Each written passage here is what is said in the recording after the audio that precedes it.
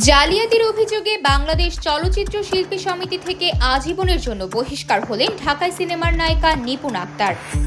অনৈতিকভাবে সমিতির প্যাড ব্যবহার করে মনগড়া বিবৃতি প্রদান করার অভিযোগে গত রবিবার কার্যনির্বাহী পরিষদের মিটিংয়ে সর্বসম্মতিক্রমে এই সিদ্ধান্ত হয়েছে বলে জানা গেছে।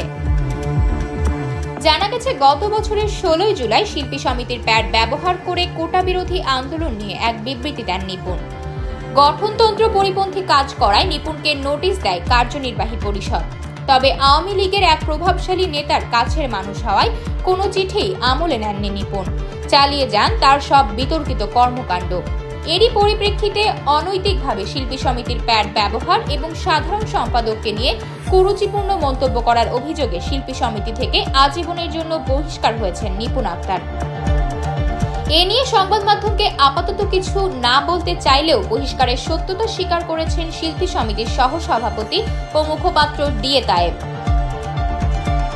এর আগে গত 10 জানুয়ারি সকালে সিলেট ওসমানী আন্তর্জাতিক বিমানবন্দর থেকে বাংলাদেশ বিমানের BG-201 ফ্লাইটে যুক্তরাজ্যের উদ্দেশ্যে পালিয়ে যাওয়ার চেষ্টা করা হলে তার পাসপোর্ট অফলোড করে দেয় ইমিগ্রেশন পুলিশ।